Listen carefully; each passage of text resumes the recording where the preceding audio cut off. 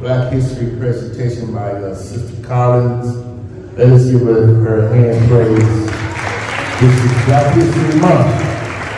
Amen.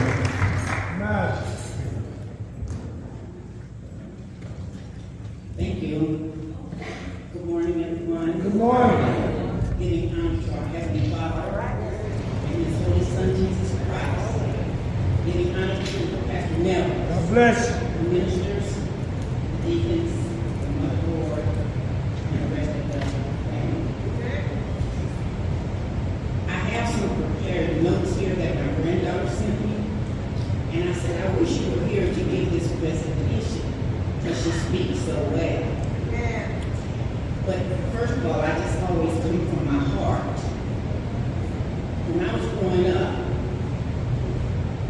I was between the country and the city.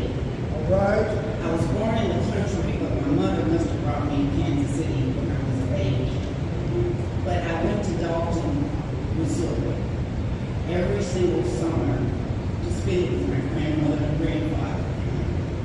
And I can remember going with her, holding her hand.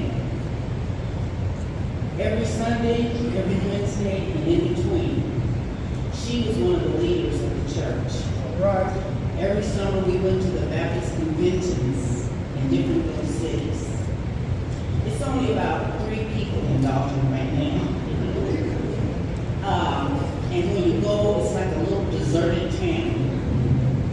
And it makes me sad because I know how much joy and love was there Right. when I was growing up. But the main thing I do remember is my grandma would always stand up and just break out singing. And it always reminds me of Deacon Melville's because those are the songs and old spirituals that she would sing. And my 2 favorite songs growing up were Lead Me, Guide Me, and I Come to the Garden Alone. Because when you go to the garden, you are alone with God. And you talk to God, and He answers your prayers right there. Every morning when I wake up, I say, thank you, God, for waking me up, opening my eyes. Yes.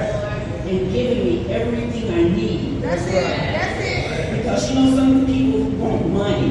Come on. They want the riches. Yeah. But you know what? When you got your eyes, when you got your arms, Yes, when you got your legs, and you can get up and walk around, you can go take a shower or a bath on your own, then you got everything you need. You got everything you need. And He is giving you the mind and the body to go get the rest of the things that you want, not what you need. So I'm just going to read a few things from my notes that my granddaughter looked up and researched for me. Because at our core, the music, and I just want to thank the musicians, Sister Lisa, Brother Brian, Blair, and everyone that has something to do with making our hearts sing. Because that, when I get up and start clapping and stuff, sometimes I start crying. Because really, you know what music means? The good news. We're bringing the good news. So if you can't sing, you can open your mouth and try. You know, I'm just saying that I don't know what brought this message to me to talk about gospel music, but it made me say, we sing, and we sing to the radio, we sing to our CDs, or if they still exist, I don't know. But at the same time, we love to sing, and we love to actually dance. So if you feel the music, and if you feel the gospel, and you feel God coming through, that's what we should do. Now at our core, my notes are in here, and if you all give me a second, I will just read a couple of the things that originated and why we are so joyous about our music. At the core of us, this is what we like to do in our hearts. The men's choir sung this morning, and it was beautiful. When the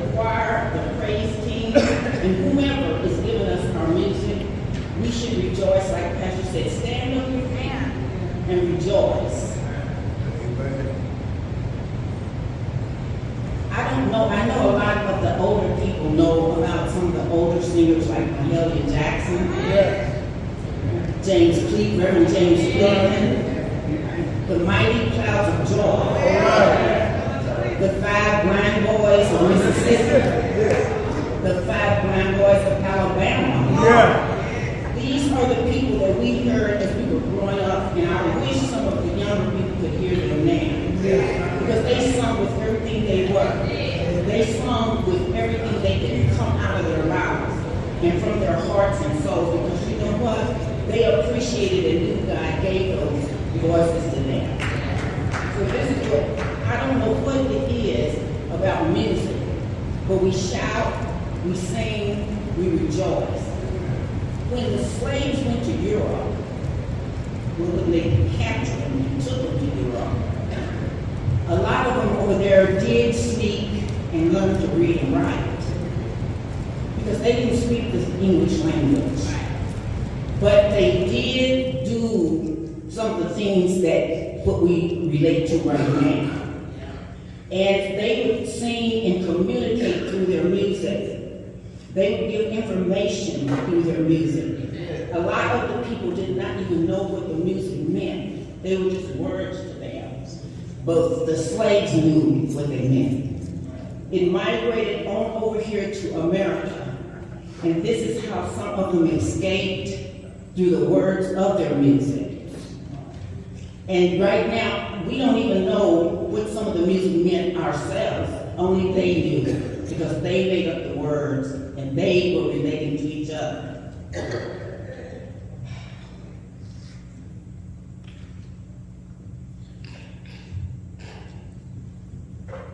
Every time when we are asked to sing out from our hearts, we get up, we clap, we sing, we dance.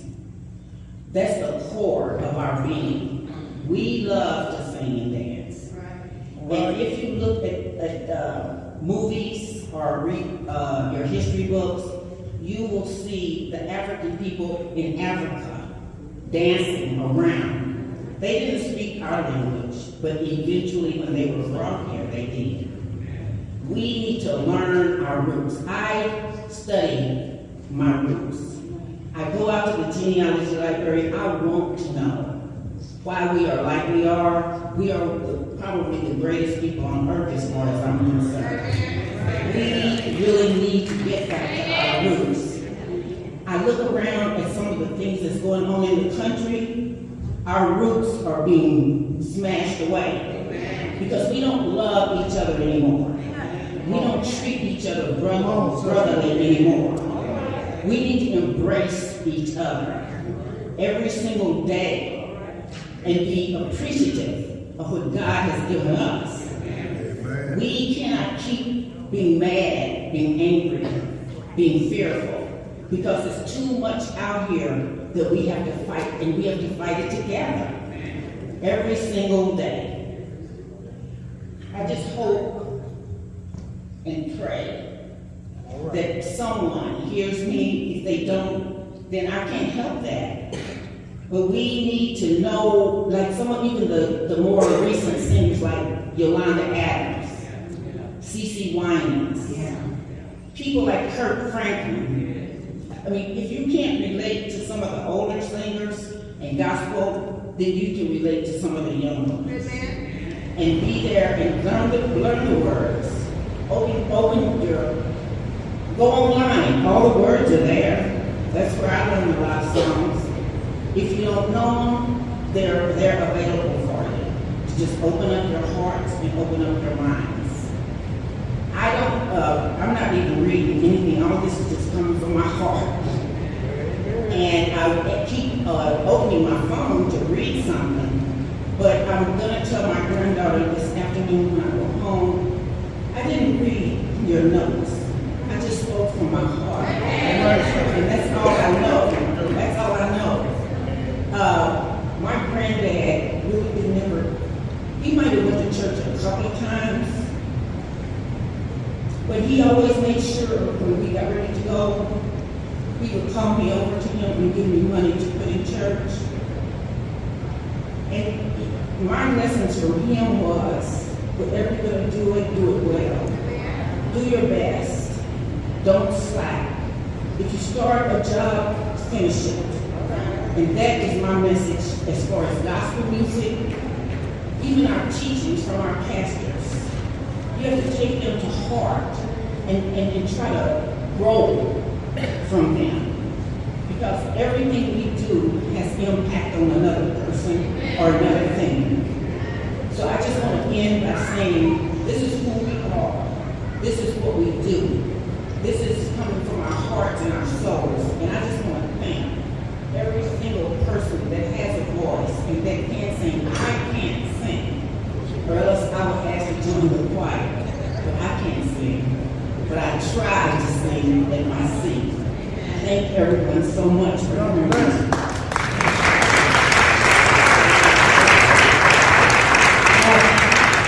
I'm sorry, I have one more thing. Our dinner, the Black History Dinner, is the last Sunday of this month. And Brother Craig asked me to say that if you want to bring something or can bring something, a side dish, that it is a sign-up sheet outside, and we would appreciate it so much, so we will know how much we got coming and what we have to, still get. Thank everyone.